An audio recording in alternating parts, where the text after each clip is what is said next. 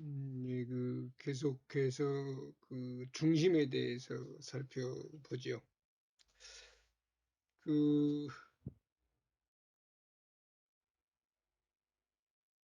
손자는 이제 지휘관의 경험과 직관으로 적의 강점과 약점을 파악해야 된다라고 했고, 크라우제비츠는 중심에 대한 개념을 최초로 이제 도입한 사람이지 않습니까?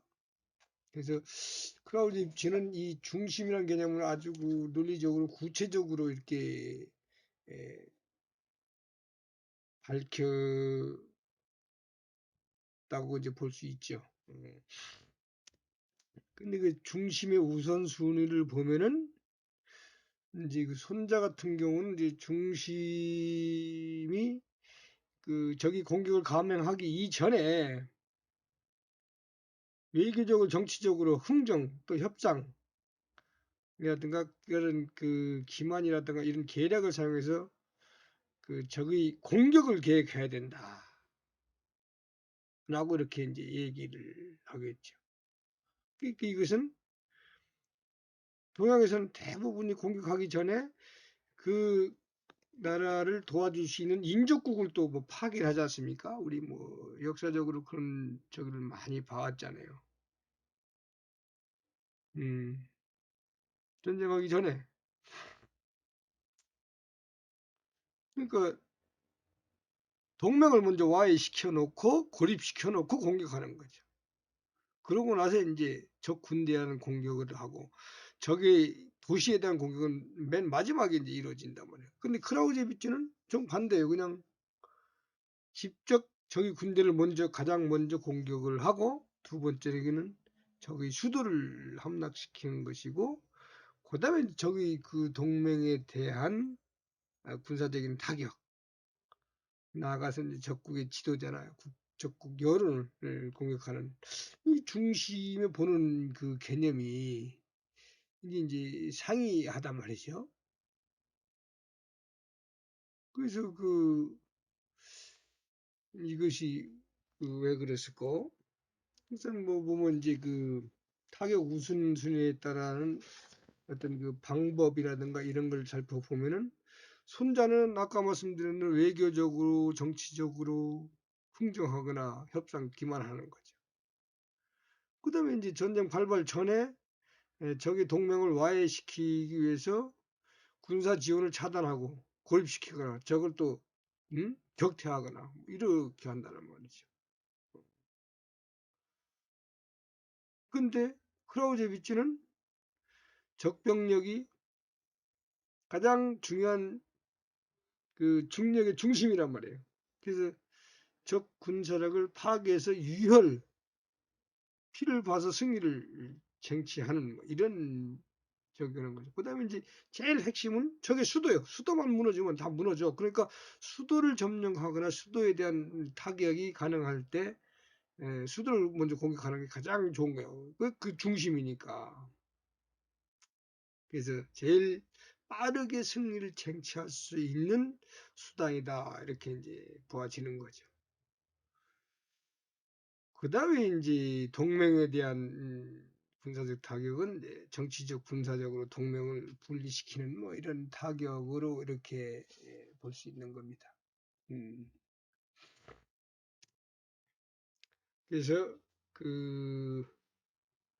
순자는 중심을 정치 전략적 수준으로 보고 있고, 그 다음에 크라우제비치는 작전적 수준에서 중심을 보고 있는 그런 차이가 있다. 이렇게 이제 볼 수가 있는 거죠.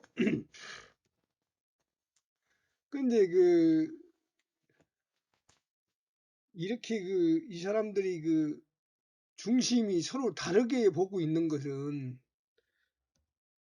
왜 이게 이건 다른 거 아니고 그들의 어떤 분석 수준이 다르니까 그런 거예요. 크라우제비치는 작전적 개념으로 이렇게 봤고, 그래서 일단은 적대적 행위가 일어나고 난 다음에 무조건 이제 병력에 맞추어서 이제 그 중심을 무너뜨려야 되다 보니까 적부대 병력인 거고, 그 손자는 최고의 정치적 전략적 수준에 초점을 맞추고 있다 보니까 전쟁 이전에 이제 어떤 그 무혈의 승리를 부전승을 얻을 수 있는 가능성을 갖다가 얻기 위해서 뭐 이렇게 이제 탐색하는데, 이렇게 이제 분석의 수준이 차이가 있다 보니까 이 중심의 그 우선순위도 다르고 타격 방법도 다른다 이렇게 보는 거죠. 그 다음에는 이제 그 정보에 대해서 어떻게 보고 있는지 이런 걸 한번 살펴보도록 하죠.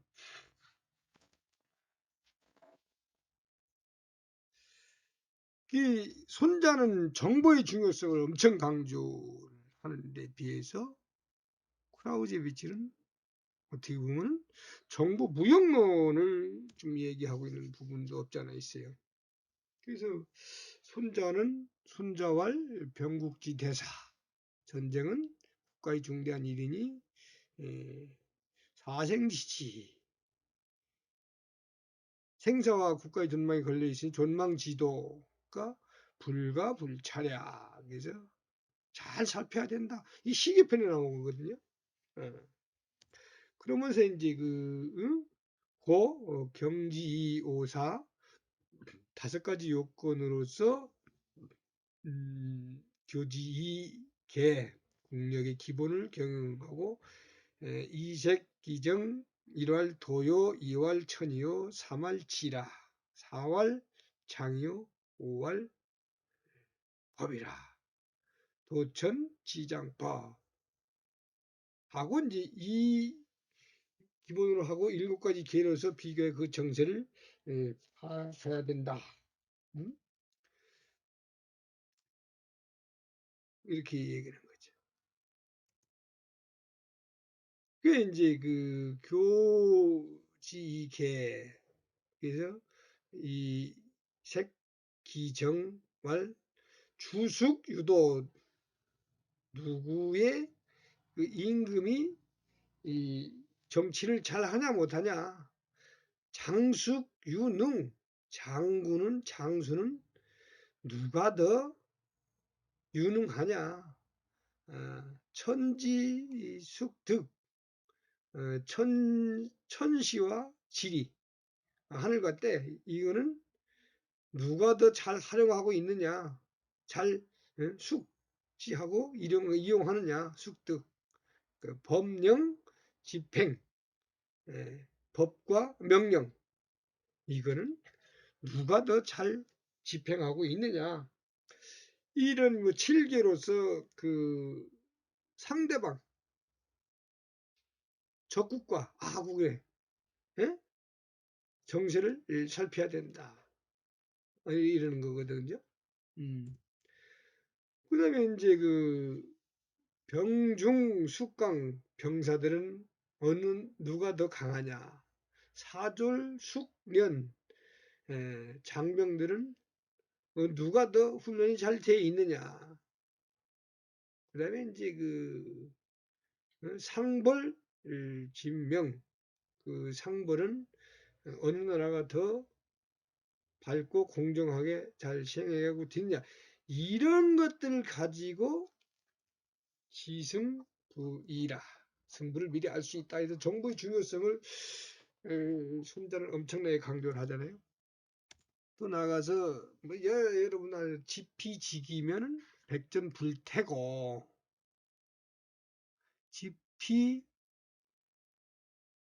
부지피 이지기면 일승일부고, 적이 나를 알고 나를 알면 100번 싸워도 위태롭지 않지만 적을 부지피 적을 모르고 나만 알면은 승부는 일승일부, 한 번 이기고 한 번 지고, 부지피 부지기, 적도 모르고 나도 모르면은 매전 필태라, 매번 위태롭다. 이게 이제 모공편에 나오는 거. 이 정보를 이렇게 얘기하는 거예요. 그래서 이제 근데 중요한 게 또 이제 부지자 선지자. 먼저 아는 사람은 불가이치여 귀신이요. 귀신에게 빌어서 알아낼 수 없고 불가상어사 어떤 사실을 피상적으로 유추하여 걸어볼 수 없으며 불가함도 어떤 법도에 출연해서도 안 된다.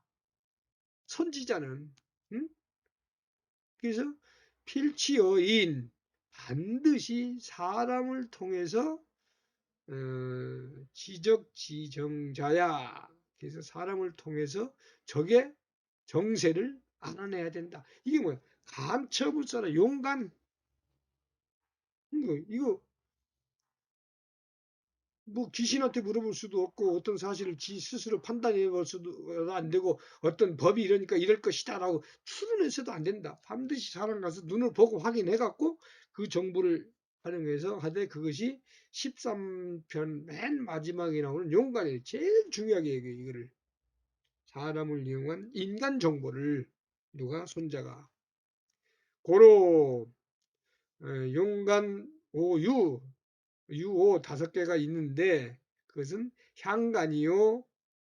향간은 이제 그 향간이라고 하는 그 지방에 사는 사람, 그 적지역에 있는 사람, 내 간이요. 나한테 있는 나한테도 간첩이 있어. 그다음에 이제 반간. 응? 이건 뭐 상대방에 가 있는 그 내 첩자가 그쪽에 또 그 간첩이 될 수 있는 거. 반간계. 그 유사간. 예. 이게 이제 죽은 저기도 있잖아요. 죽은 그 정보도 그 유생간 살아있는 거. 이렇게 해서 5개다 이렇게 보고 있어요. 고로 군대 고로 3군 지사 그 3군에서 제일 중요한 것이 정보 활동이고 이것이 마쿠어간 포상 중에서 그 마쿠어간 밀어간이다. 포상 중에서 정보 활동보다 더 후하게 할 것이 없으며 일 중에서 정보 활동보다 더 은밀하게 할 것이 없다. 그러니까 이제 우리 국정원 같은 경우 활동비가 많잖아요. 포상 중에서 더 크게 하고 없다. 이런 뜻이죠. 고로 현명한 군주와 장수가 최고의 수준의 지혜로운 자를 간첩으로 삼아야 된다. 지휘관들도 아주 지혜로운 자를 중간 첩자나 이런 거로 심어놓잖아요. 그렇게 하면은 반드시 큰 공을 이루리라. 이처럼 같이 운영하는 것이 전군의 핵심이요. 전군이 의지하여 움직이는 근거가 된다. 정보가 이만큼 중요하다. 이렇게 보고 있어요. 누가? 그래서 정보에 대한 개념을 보면은 정보는 모든 수준에서 손자는 간첩을 활용해서 직접 관찰하고 이렇게 돼야 되고 정보를 긍정적이고 신뢰할 만한 정보를 반드시 획득해서 전쟁의 승리의 중요한 요소로 써먹어야 된다. 이렇게 보고 있는데 반해서 크라우제비치는 작전적 수준과 전장 정보 수준에서만 얘기를 하고 있어요. 그러다 보니까 적과 직접 접촉해서 얘가 세다 약하다. 그 다음에 지가 직접 봐서 여기 일로 올 것이다 저로 올 것이다 이렇게 해서 정보 출처를 보는 것이 이 손자하고 크게 차이가 나거든요. 이 간첩 운영을 하는데 그러면서 이제 크라우제비치는 정보에 대해서 그렇게 중요하게 여기지 않았어요. 이거 어떻게 보면 쓸모없다. 정보를 얻기 위해서 뭐 이렇게 오히려 병력을 배치하고 이렇게 하는 것이 더 불필요할 수도 있다. 라고 이렇게 이제 보는 면도 없지 않아 있었습니다. 그건 시대적 차이겠죠. 그래서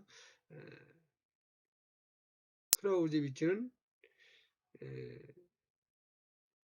정치 전략적 수준의 정보는 뭐 필요하겠지만 승리는 정보보다는 군사적인 천재의 직관이나 해안에 달려 있다. 그래서 우세한 힘과 군대로 정보를 극복할 수 있다. 뭐 이렇게 이제 보기도 했어요. 뭐 그러니까 나폴레옹의 어떤 그 군사적 천재 이거를 이제 더 높게 평가한 거죠. 다음에 이제 기만과 기습입니다.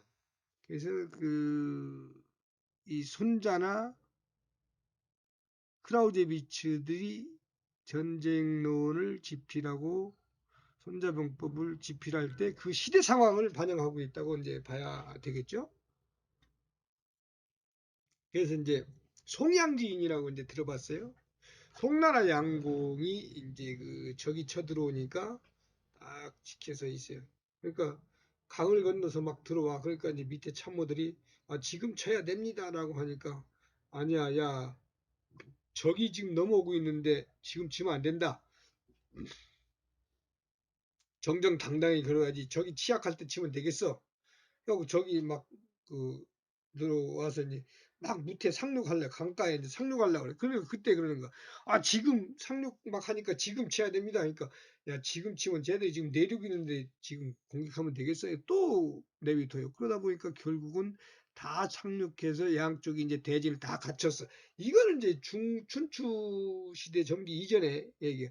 양쪽이 정정당당하게 뭐 축구 경기하는 것도 아니지만 대역을 갖춘 다음에 이제 싸워서 결국은 송나라 그 양공이 크게 패하는, 그러다 보니까 어질게 송나라 양공의 인을 얘기한 그 빗대서 하는 송양지인이라고 하는데, 이것이 이제 그 옛날 고대 전쟁을 이렇게 이제 서로 예의를 갖춰 전쟁을 했는데, 말기 오면서는 이제 무자비한 그 파괴적인 양상으로 막 전쟁이 바뀝니다. 그러다 보니까 손자도 무자비한 어떻게 해서든지 이기기 위해서 기습을 중요하게 여기죠.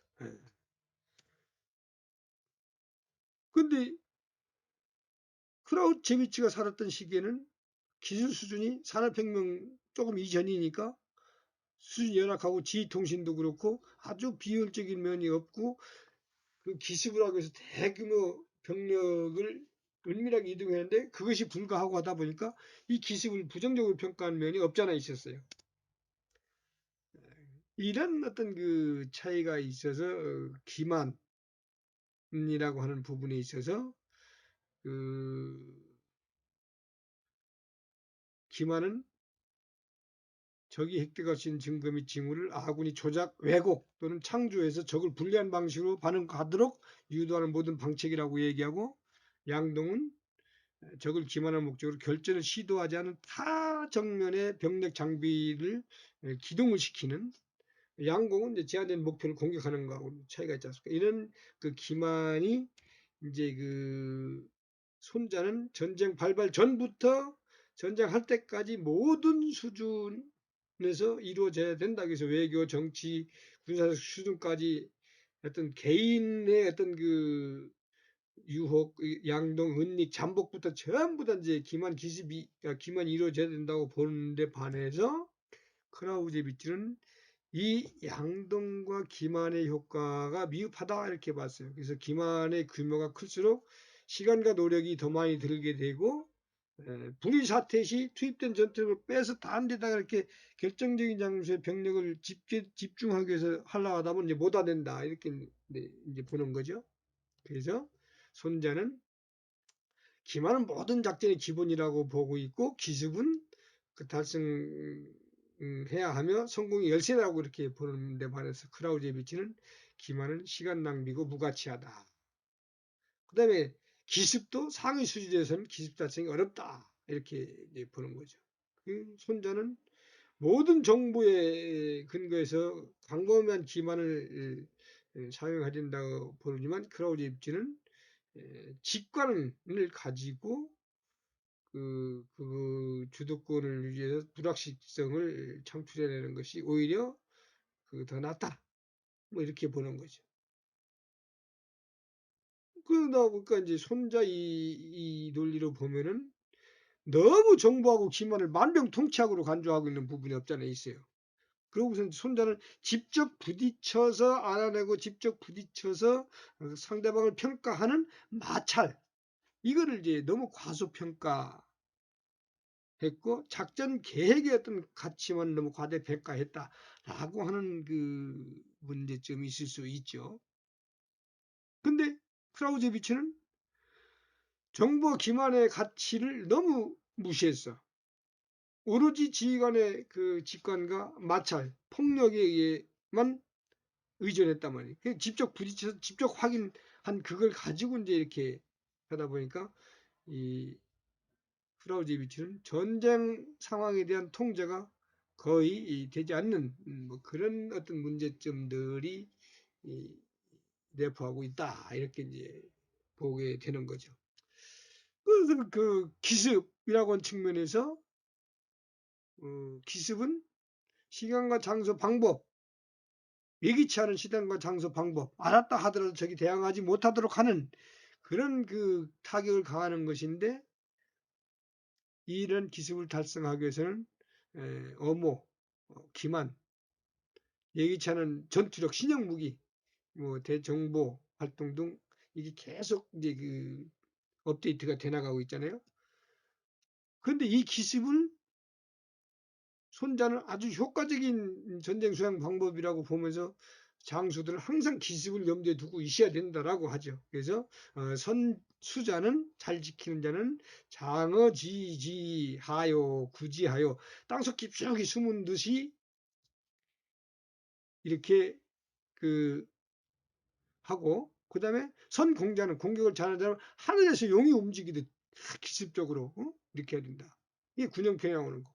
허실편에는 출기소불축, 그래서 적이 따를 수 없는 곳으로, 쫓아올 수 없는 곳으로 접근하고, 적이 뜻하지 않은 곳으로 출기불이, 그래서 기소불이, 추기소불이, 뜻하지 않은 곳으로 나간다는 뭐 이런 뭐 허실편에서도 얘기하면서 기습을 이렇게 중요하게 여기죠. 근데 이 크라우제비치는 기습은 전술적 방책이고 전술의 영역에 가까울수록 실행을 해서 성공할 가능성이 높지만 정치 영역에서는 불가하다. 실행이 어렵다.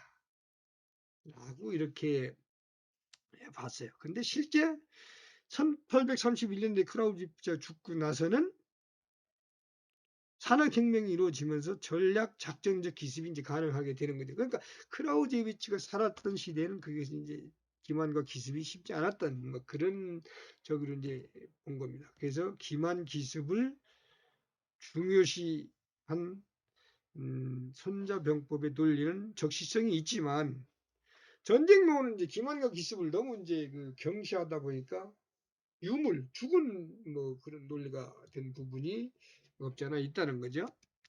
그래서 전쟁을 시작을 하게 되면 전략적 작전적 기습이 반드시 이루어져야 되는데, 결정적 지점에 전투력을 집중할 어떤 그 필수적인 그 기습, 이것은 기만이 전제돼야 한다. 그래서 이것은 오늘날에도 더욱 필요한 요소가 되었다, 이렇게 이제 볼 수가 있는 겁니다.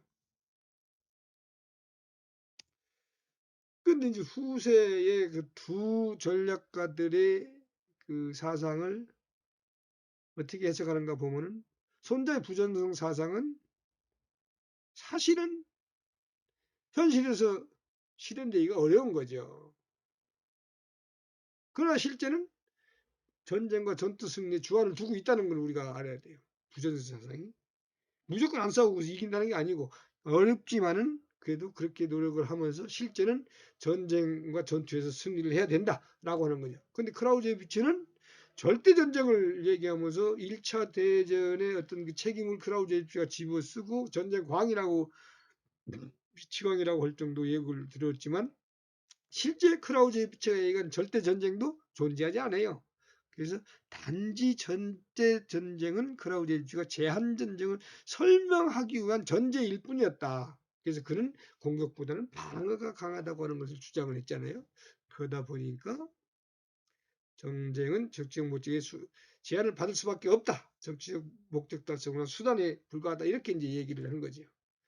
그렇다고 볼 때 결국 가만히 들여다보면은 서로 다른 이상을 설정해 놓고, 뭐 부전승 사상이나 절대 전쟁은 사실상 안 되는 건데, 그러나 실제 전쟁에서는 이와 반대된 전략과 전술을 논의하고 있다는 걸 알 수 있는 거죠.